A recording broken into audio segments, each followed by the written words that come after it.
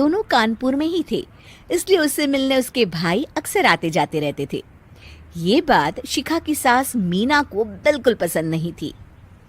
Mummy जी, आज राहुल भैया आ रहे हैं। कौन, तेरे चाचा का लड़का? जी मम्मी जी। अरे पर वो तो दिल्ली में रहता है ना। हाँ मम्मी जी, उन्हें कल सुबह दिल्ली के लिए निकलना है, तो वो आज मुझसे मिलते हुए कल सुबह यहीं से निकल जाएंगे। हमने तो धर्मशाला खोल रखी है ना। कुछ कहा क्या मम्मी जी? मैंने कहा हाँ हाँ, आने दे तेरे भैया को, जमकर खातिरदारी करेंगे। अब तो कुछ करना ही पड़ेगा, इससे पहले कि मेरा घर धर्मशाला बन जाए।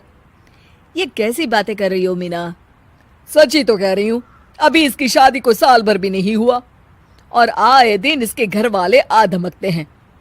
अरे तो क्या हुआ, वो इसी शहर में रहते हैं तो हाल चाल लेने आ जाते हैं।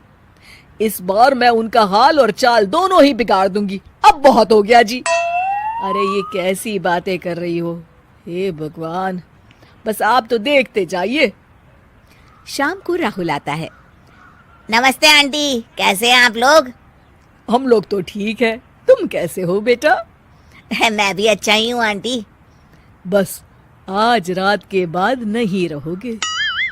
चलिए भैया, मैं आपको हमारा घर दिखाती हूँ। रात में खाने के टेबल पर शिखा, रोहित कहीं दिखाई नहीं दे रहा। जी भैया, वो ऑफिस के काम से बाहर गए हैं, कल शाम तक आएंगे। अच्छा अच्छा। बेटा, क्या तुम भूत प्रेत में मानते हो? नहीं नहीं आंटी जी, पर अचानक आपको ये ख्याल कहाँ से आ गया? पता नहीं क्यों, कभी कभी मुझे लगता है जैसे रात के समय बैठक में कोई घूमता रहता है। ये आप क्या कह रही हैं मम्मी जी? हाँ, तुम लोग घबरा ना जाओ, इसलिए मैंने आज तक इस बारे में कुछ नहीं कहा। ये आपका वहम होगा आंटी जी, ऐसा कुछ नहीं होता। हो सकता है। चलो अब मेरा सोने का टाइम हो गया है तो चलती हूँ मैं। शिखा बेटा, राहुल के सोने की व्यवस्था वहीं दीवान पर कर देना। जी पापा जी। अब चलिए भी। अच्छा, तो बैठक में सोने वाले हैं साहबजादे। क्या बड़बड़ा रही हो? कुछ नहीं, आप सो जाइए। मीना और महेश के सोने के बाद शिखा और राहुल आपस में बात कर रहे होते हैं, तभी डोरबेल बजती है। अरे आप! सरप्राइज! काम जल्दी खत्म हो गया तो मैं आज ही चला आया। ये तो बहुत अच्छा किया। देखिए राहुल भैया भी आए हुए हैं, आप दोनों का मिलना भी हो जाएगा। कैसे हो रोहित? मैं तो ठीक हूँ भैया। शिखा, मैं भी आज यहीं सो जाता हूँ, राहुल भैया से बातचीत भी हो जाएगी। अच्छा अच्छा, ठीक है। मीना आधी रात को उठती है, कंबल मुंह से पैर तक ओढ़ के डंडा लेके बैठक में आती है और देखती है दीवान पर चादर ओढ़े कोई लेटा हुआ है। देखो तो कैसे मजे से सो रहा है बहन के ससुराल में। मीना ताबड़तोड़ 4-5 डंडे मार देती है। अरे मर गया, अरे बचाओ बचाओ, कौन है? मीना जल्दी से अपने कमरे में भाग जाती है। हे भगवान, ये मैंने क्या किया?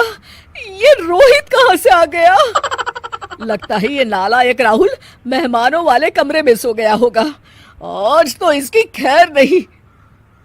उधर बैठक में, अरे क्या हुआ रोहित? मैं बाथरूम में था, तुम्हारे चिल्लाने की आवाज सुनी। पता है भैया, मैं सो रहा था, अचानक से कोई आकर मुझे डंडे मारने लगा। ये क्या कह रहे हो? लगता है तुम भी आंटी की तरह भूत प्रेत में मानते हो। नहीं नहीं भैया, सच में कोई आया था। मैं तो जा रहा हूँ मेहमानों वाले कमरे में सोने के लिए। इस समय अपने रूम में जाऊंगा तो शिखा की नींद खराब हो जाएगी। ठीक है भाई, जाओ तुम, जहाँ तुम्हारा भूत डंडा लेके ना आ सके। थोड़ी देर बाद मीना कंबल ओढ़ के डंडा लेकर मेहमानों वाले कमरे में पहुंच जाती है। वो बिस्तर पर सोए रोहित को फिर डंडों से मारने लगती है। अरे मर गया, अरे मर गया। तू भूत प्रेत में नहीं मानता ना? ये ले, अब डंडे खा। हैं? ये तो माँ की आवाज है। रोहित कंबल खींच देता है। बेटा तू! अरे ये क्या कर रही हो माँ? मार मार के मेरा भरता बना दिया आपने। माफ कर दे मेरे लाल, मैंने तो तुझे ही मार मार के लाल कर दिया। मैं तो उस राहुल के बच्चे को सबक सिखाना चाहती थी। राहुल भैया को? हाँ बेटा, मुझे लगा अगर उसे डंडे मारूंगी तो शिखा के मायके वाले यहाँ आना छोड़ देंगे। हे भगवान, माँ, ये घर शिखा का भी है, उसके घर वाले जब चाहे आ सकते हैं। हाँ बेटा, आज मुझे भगवान का इशारा समझ में आ गया। मैं कितना गलत करने चली थी और अपने ही बेटे को चोट पहुंचा दी। अब चुपचाप जाके सो जाओ माँ, और किसी को कुछ बताने की जरूरत भी नहीं है।